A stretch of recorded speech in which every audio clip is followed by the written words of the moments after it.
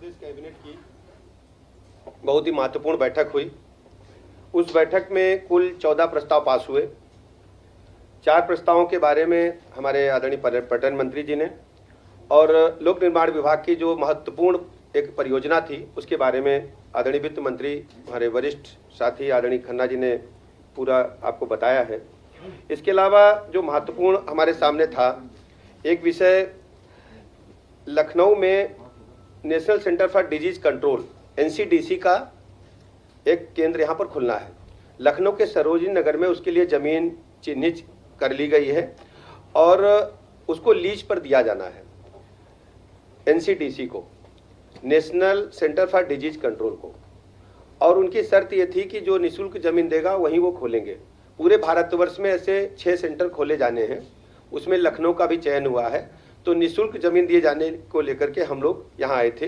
वो 30 वर्ष के लिए 2.5 एकड़ ज़मीन सरोजिनी नगर के जैती खेड़ा में दी गई है। ठीक है।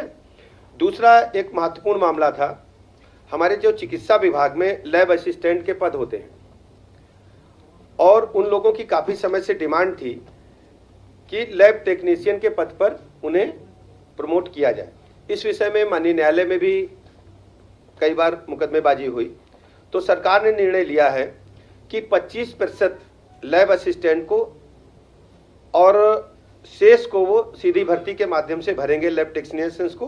तो अब प्रमोशन में लैब असिस्टेंट को जो कुल पद होंगे उसमें 25% जो है वो प्रमोशन से भरे जाएंगे लैब टेक्नीशियन के पद पर और शेष को हम सीधी भर्ती से लेंगे। इसकी वजह से नियमावली में संशोधन करने के लिए कैबिनेट ने स्वीकृति प्रदान की है।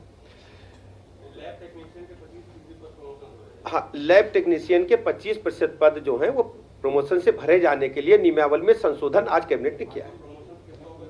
जो लैब असिस्टेंट पर होते हैं, लैब असिस्टेंट जो होते हैं उनको 25% का इसमें कोटा निर्धारित कर दिया गया है। वो आज नियमावली में, ये निर्णय तो पहले हो चुका था कि 25% किए जाएं, लेकिन नियमावली नहीं बन पाई थी।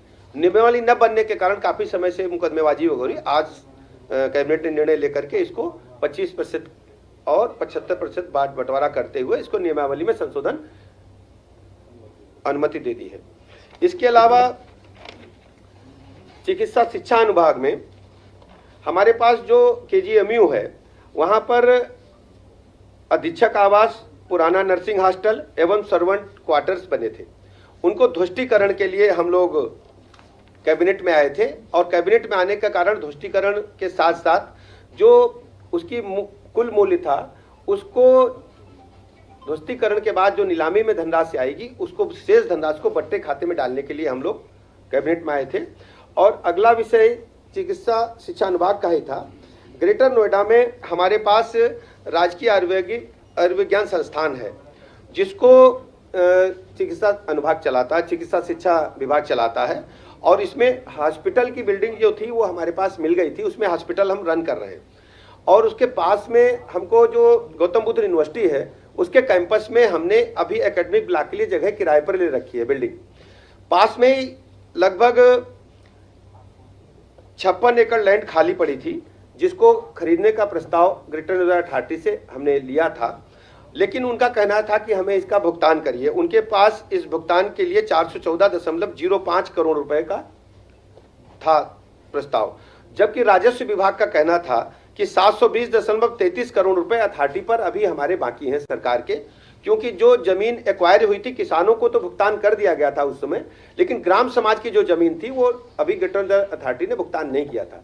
उसमें समायोजित करने के लिए प्रस्ताव आया था।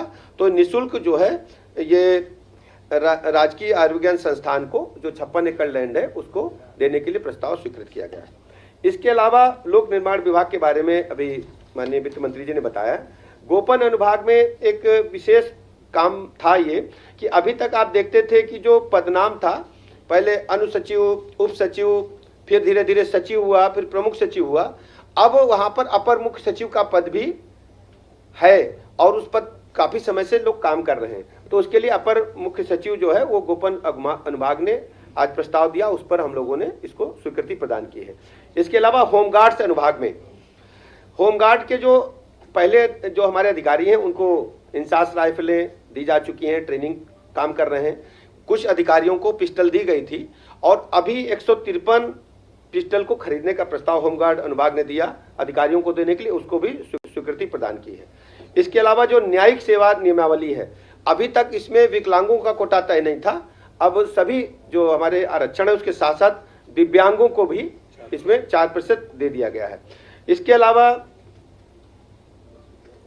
चीनी उद्योग का है, वो तो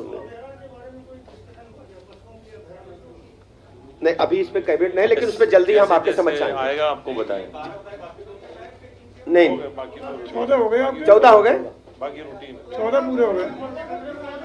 नहीं, उस पर हम लोग काम कर रहे हैं, कैबिनेट में भी आने की आवश्यकता नहीं। अभी कैबिनेट में जो भी प्रस्ताव आए उस पर हमने आपके समक्ष पूरी तरह से बताया है, और जैसे जैसे प्रस्ताव आते जाएंगे हम बताते रहेंगे। सरकार पूरी तरह से सजग है, आपके मनोभावों को हम समझ रहे हैं और हम लोग जनता के साथ खड़े हैं। बहुत बहुत धन्यवाद।